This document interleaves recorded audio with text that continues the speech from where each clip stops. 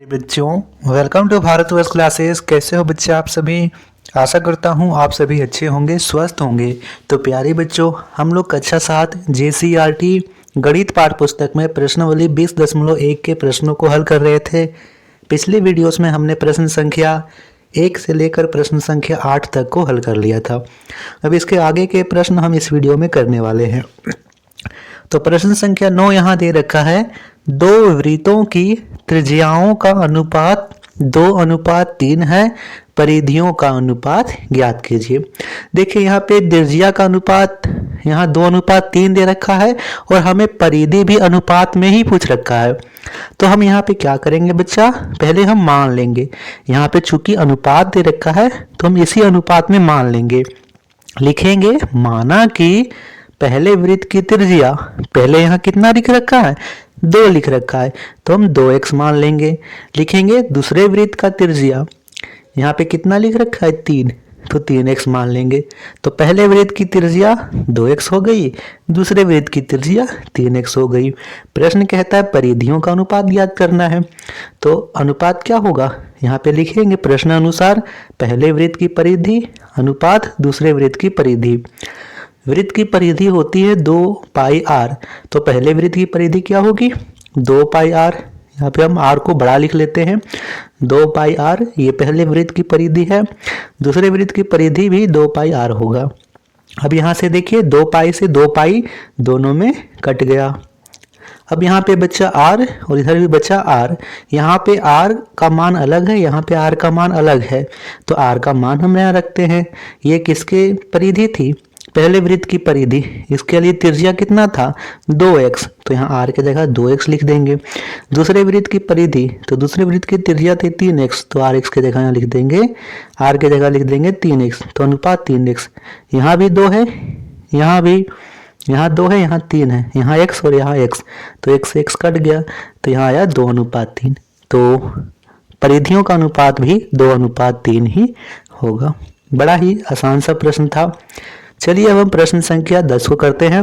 तो 10वां प्रश्न यहाँ दे रखा है, एक वृत्त की परिधि उसकी व्यास से 15 सेंटीमीटर अधिक है, वृत्त की त्रिज्या ज्ञात कीजिए। अच्छा, यहाँ पे प्रश्न को रटना नहीं है। सबसे पहले आप लोग बताइए कि हम वृत्त की परिधि किसे कहते हैं।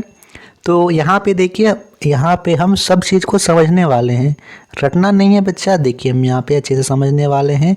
यह एक वृत्त है, ठीक है, यहाँ पे यह एक वृत्त है। जो वृत्त के चारों ओर घेरा होता है उसे ही हम लोग बोलते हैं परिधि। क्या बोलते हैं, परिधि। बीच में जो बिंदु होता है उसे बोलते हैं केंद्र, और केंद्र से लेकर परिधि तक की दूरी कहलाती है त्रिज्या। क्या कहलाती है, त्रिज्या, जिसे अंग्रेजी में रेडियस कहते हैं। अब व्यास क्या होता है, व्यास वह रेखा होती है जो किसी भी वृत्त को 2 बराबर भागों में बांट देती है। तो यहाँ से ये बीच में ऐसे आएगा, तो क्या हम लोग व्यास को बोल सकते हैं कि यह त्रिज्या का दुगना होता है। चूंकि यहाँ से केंद्र से परिधि से केंद्र तक एक बार गया और केंद्र से परिधि तक 2 बार जाएगा, तो d क्या होता है, यानी व्यास क्या होता है, वो त्रिज्या का दुगना होता है। इतनी बातें आपको क्लियर है कि जो व्यास है त्रिज्या का दुगना होता है। केंद्र से लेकर परिधि तक की दूरी त्रिज्या कहलाती है। तो हमें क्या ज्ञात करना है, हमें वृत्त की त्रिज्या ज्ञात करनी है। हम लिख लेंगे यहाँ पे माना कि वृत्त की त्रिज्या बराबर r। हम यहाँ पे वृत्त की त्रिज्या को r मान लेते हैं। अब व्यास क्या होगा, जो व्यास होता है वो त्रिज्या का दुगना होता है। तो यहाँ पे वृत्त की त्रिज्या को हमने 2 यहाँ पे r माना, तो व्यास क्या होगा, इसका दुगना यानी 2r होगा। लिखेंगे तो वृत्त का व्यास बराबर 2r, यही होगा वृत्त का व्यास, ठीक है। अब प्रश्न में यहाँ पे हमें दे रखा है कि वृत्त की परिधि उसके व्यास से 15 सेंटीमीटर अधिक है।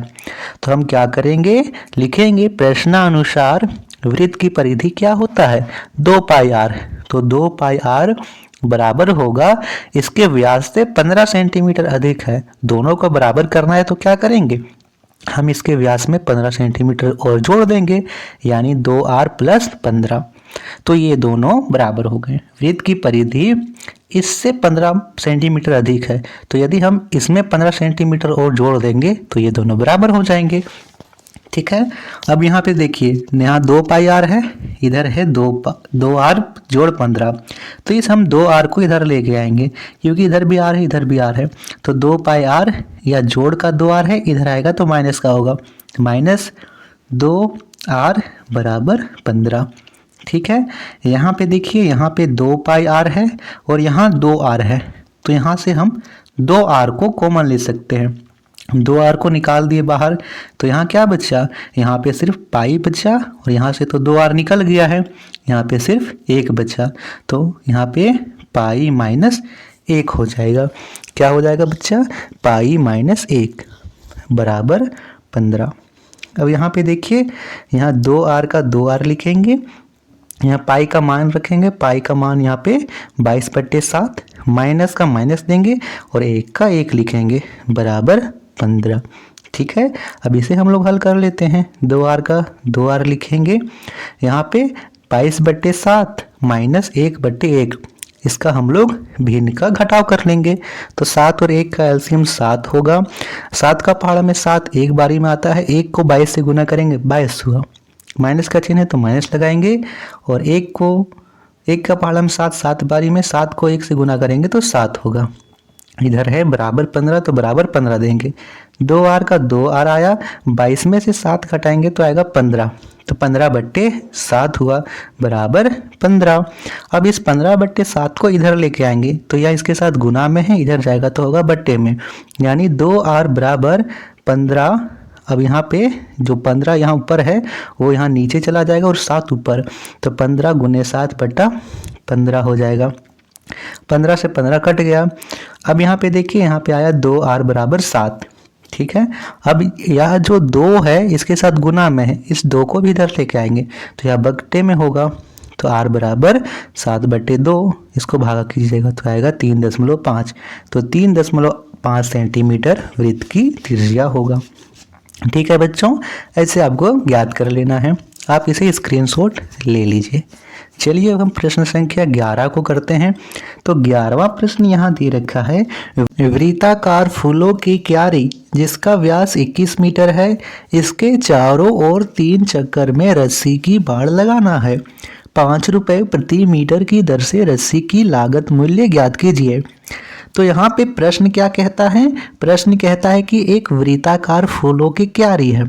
मान लीजिए कि यह वृत्ताकार फूलों की क्यारी है, हमें इसे चारों ओर से घेरना है। ठीक है। तो हमें कितना मीटर रस्सी लगेगा, कैसे हम ज्ञात करेंगे, तो हम इसका परिधि ज्ञात कर लेंगे। परिधि ज्ञात कर लेंगे जिससे हमें घेरे की लंबाई ज्ञात हो जाएगी, उतना ही रस्सी लगेगा, उसको हम 3 से गुना कर देंगे, तो 3 चक्कर रस्सी, 3 चक्कर लगाने में कितनी रस्सी प्रयोग होगी हमें ज्ञात हो जाएगी। हमें दे रखा है व्यास 21 मीटर है, तो लिखेंगे व्यास बराबर 21 मीटर। हम परिधि ज्ञात कैसे करते हैं, परिधि ज्ञात करने के लिए 2 पाई आर लगाते हैं, तो हम यहाँ पे आर भी ज्ञात करना होगा। आर बराबर क्या होता है, आर बराबर d/2 होता है, यानी जो भी व्यास दे रखा है उसका आधा कर दीजिए, वही त्रिज्या होगा। तो हम 21 का आधा कर देंगे, 21/2 मीटर यहाँ पे त्रिज्या आ गई। लिखेंगे वृत्ताकार बगीचे की परिधि, परिधि का अर्थ क्या है बच्चा, घेरा, किसका घेरा कुल कितना है, कैसे ज्ञात करेंगे हम, 2 पाई आर का सूत्र लगा देंगे। 2 का 2, पाई का मान 22/7 रखेंगे, और आर हम यहाँ से निकालें 21/2, तो 21/2 लिख देंगे। अब यहाँ पे देखिए कौन कौन सा कट रहा है, 7 का पहाड़ा में 21 कट जाएगा, 7 तिया 21, 3 बारी में। 2 का पहाड़ा में 2 कट जाएगा, 2 एकम 2, यहाँ पे कितना आया 22 × 3, 22 तिया 66, तो 66 मीटर इस घेरे की लंबाई आई। यानी आप एक बार पूरा घेरा कीजिएगा तो आपको 66 मीटर लंबी रस्सी लगेगी। हमें कितना चक्कर घेरा लगाना है, 3 चक्कर, तो हम 66 की गुना 3 से कर देंगे। लिखेंगे एक चक्कर बाड़ लगाने में 66 मीटर लग रहा है, तो 3 चक्कर लगाने में कितना लगेगा, 66 की गुना हम 3 से कर देंगे। 6 तिया 18, 6 तिया 18 19, 198 मीटर रस्सी लगेगी। रस्सी की कुल लंबाई कितनी आ गई बच्चा, 198 मीटर। यहाँ प्रश्न कहता है 5 रुपए प्रति मीटर की दर है, तो हमें 198 मीटर रस्सी का कितना मूल्य होगा। हम 198 के गुना 5 से कर देंगे, लिखेंगे 198 मीटर रस्सी का मूल्य बराबर 198 गुना 5, गुना कीजिएगा तो आएगा 990।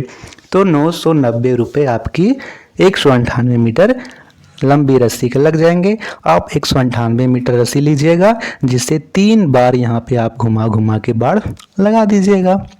ठीक है, चलिए प्रश्न संख्या 12वां को करते हैं।